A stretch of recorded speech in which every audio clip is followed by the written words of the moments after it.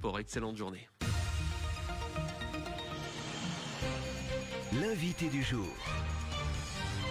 Depuis le 2 avril, le musée du canal de Berry a rouvert ses portes pour une nouvelle saison. Ça se passe à Aude évidemment et on en parle ce matin avec Alban Duchéron. Bonjour. Bonjour. Guide au musée du canal de Berry et puis Quentin Lagriffoul. Bonjour. Bonjour. Merci d'être avec nous ce matin, chargé de mission tourisme, culture et musée à la Comcom du Val-de-Cher. On peut rappeler déjà pour ceux qui ne connaissent pas ce lieu, le musée du canal de Berry, finalement un petit peu son but. Oui, donc c'est un musée qui présente l'histoire de ce canal, construit de 1811 à 1831 et qui a servi au transport de marchandises sur plusieurs départements, Cher, Allier, Loir-et-Cher. Mhm. Et qui a évidemment dans le développement industriel de la ville un rôle majeur, clairement. Absolument, dans le développement de la ville de Montluçon, avec l'industrie sidérurgique, les mines de Commentry, etc. Ouais, donc c'est un élément indispensable du patrimoine local. Ce musée, il a quel âge maintenant? Ça fait Et on a ouvert en 2010. 2010, donc il va fêter ses 10 ans l'année prochaine. Pas sous cette forme, parce qu'avant il existait quelque chose, mais on ne pouvait pas recevoir de visiteurs vu La configuration. la configuration. Donc ça se passe déjà, si on situe bien, ça se passe à Aude.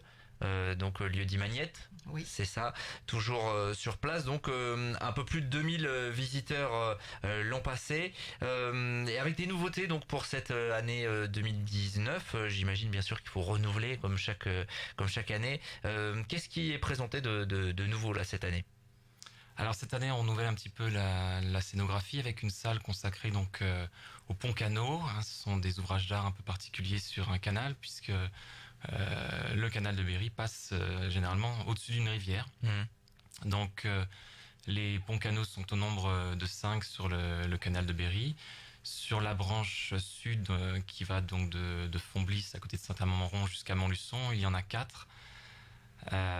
Et un qui a retenu notre attention, c'est le pont canal de Chantemer-Lavaux, qui a été restauré en 2018. Voilà, donc on en parle dans une salle du musée. On sait que ce pont canal de Chantemer-Lavaux, il y a eu vraiment des gros travaux. L'inauguration était très attendue parce que c'est un élément du patrimoine local également. C'est l'un des rares ponts de ce type également dans la région. Donc vous avez voulu faire un focus là-dessus. En fait, c'est ça. Ce qui est évidemment marquant. Je crois également qu'il y a une maquette d'écluse en eau pour parmi les nouveautés 2019. Tout à fait. Donc c'est une maquette qui a été réalisée il y a une vingtaine d'années par des élèves de la section chaudronnerie du lycée Paul Constant, qui a été donnée au musée il y a 2 ans et donc après avoir été restaurée par un jeune artiste local, un jeune de 19 ans, qui s'appelle Anthony Auffauvre. Elle est donc exposée dans la salle des écluses du musée et elle permet d'expliquer le franchissement d'une écluse par les péniches. Donc elle est fonctionnelle, elle est en eau, alimentée par une pompe. Et donc on actionne les ventelles des portes d'écluse, les portes d'écluse pour faire passer la péniche dans le sas, etc. Donc c'est assez accessible comme objet pour tous les publics et donc ça permet de faire comprendre un peu cet ouvrage d'art particulier qu'est l'écluse. Et des écluses, il y en a un certain nombre sur le 91 sur le canal. Ouais. Effectivement, oui, c'est quelque chose dont on a peut-être du mal à se rendre compte finalement quand on voit aujourd'hui là pour le coup on est une fois qu'on ressort du musée, on a tout compris comment ça se passait.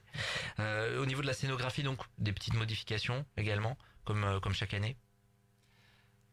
Essentiellement, ce que je vous disais à l'instant, donc cette salle consacrée au pont canot et puis cette maquette d'écluse pour cette année. Alors un peu plus de 2000 visiteurs l'an passé.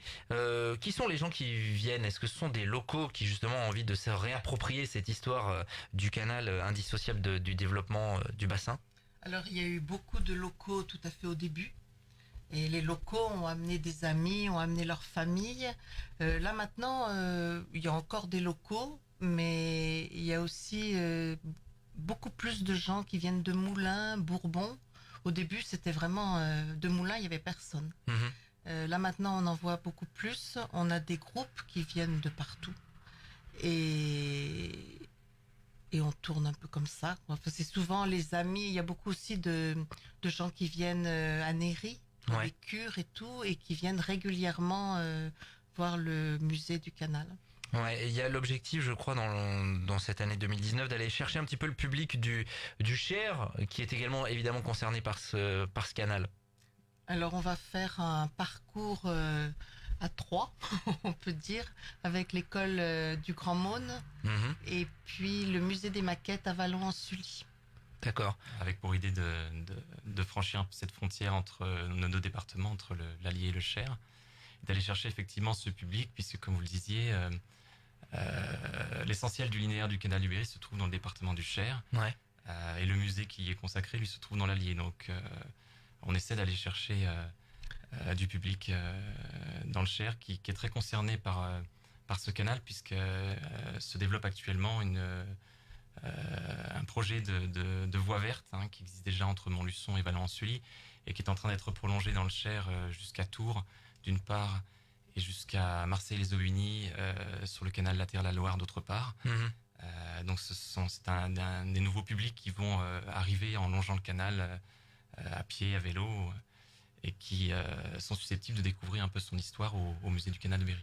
La voie verte, évidemment, elle est importante parce qu'elle passe juste à côté du musée. Ça vous ramène du monde aussi. Il y a des cyclistes qui font une cycliste ou des marcheurs qui font une petite pause et qui se disent on va voir là ce canal, à quoi il servait justement. Oui, certains viennent, même quelquefois juste pour prendre de l'eau dans leur gourde. Un petit ravitaillement. C'est un moment aussi où ils peuvent prendre un flyers, où ils peuvent prendre des documents et puis revenir. Il y en a qui nous disent on reviendra en famille.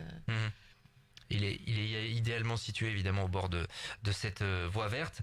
Alors il y a quelque chose qui cartonne évidemment d'année en année, ce sont ces bateaux électriques. Là on est vraiment dans quelque chose de familial. Je crois que c'est un peu plus de 1000 locations l'an passé. Ça continue de bien fonctionner ça?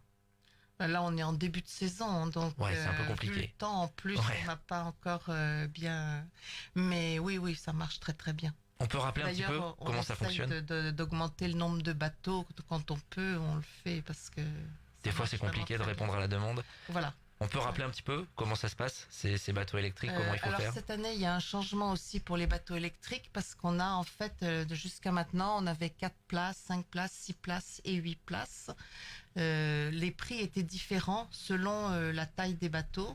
Or, cette année, sauf celui de 8 places qui est resté à 30 €, tous les autres sont à 23 €, un prix unique. On peut rappeler du coup comment ça se passe, combien de temps ça dure, est-ce qu'il faut des connaissances? Non, ce sont des choses assez simples à manœuvrer, j'ai envie de dire. Alors ça se conduit sans permis bateau, donc bien sûr, c'est mieux. Alors, il faut évidemment ça se fait sous la responsabilité d'un adulte, on va pas laisser les enfants partir seuls, mais donc on peut naviguer combien de temps? À peu près 1 heure sur un trajet d'environ 5 km sur un bief en fait situé entre 2 écluses. On part avec des gilets de sauvetage évidemment. Voilà. C'est la promenade familiale vraiment type.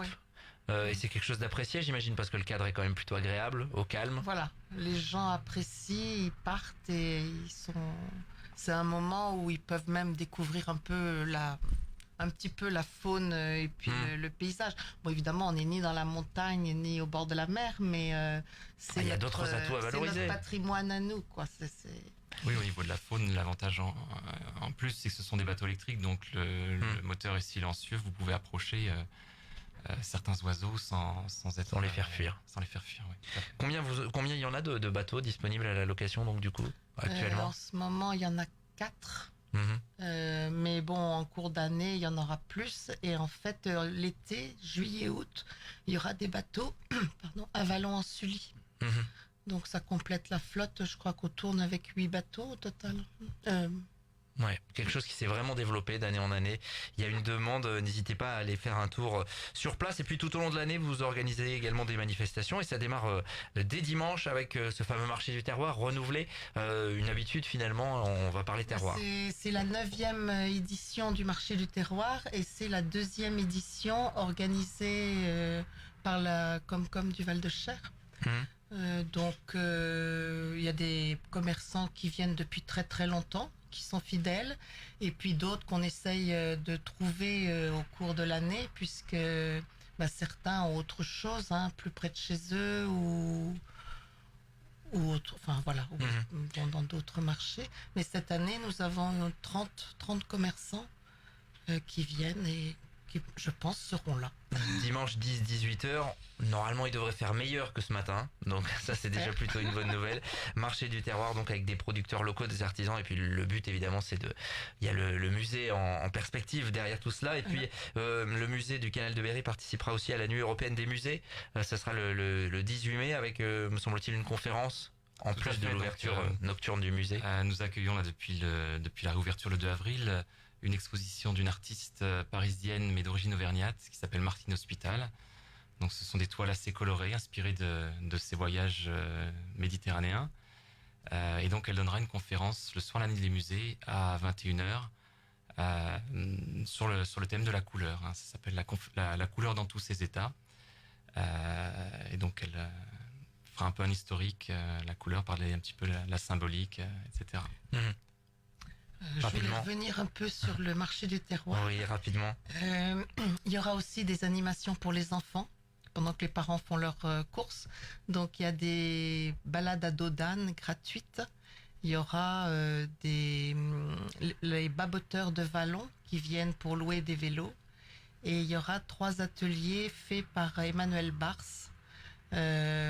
Atelier pour maquillage et sculpture de ballons, et un atelier connaissance des instruments du monde. Ça c'est dimanche, donc 10-18h, et puis la nuit des musées, on aura l'occasion d'en reparler d'ici là, mais ça sera le 18 mai avec des ouvertures nocturnes, notamment du côté du musée du Canal de Berry. Ouverture jusqu'à quand ? De 20h à minuit. Ouais, et sur la saison, globalement, quand est-ce que ça Jusqu'au 3 novembre. Donc vous avez jusqu'au 3 novembre pour aller découvrir, si vous ne l'avez pas encore fait, le musée du Canal de Berry et bien tout l'importance qu'il a eu pour le développement industriel du bassin montluçonnais. Merci à tous les deux d'être passés à notre micro ce matin. Il est 7h56 sur RJFM.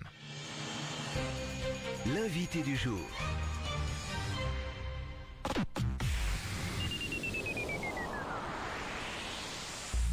Élise Avenue, votre réseau national d'agences immobilières présent en Auvergne à Montluçon.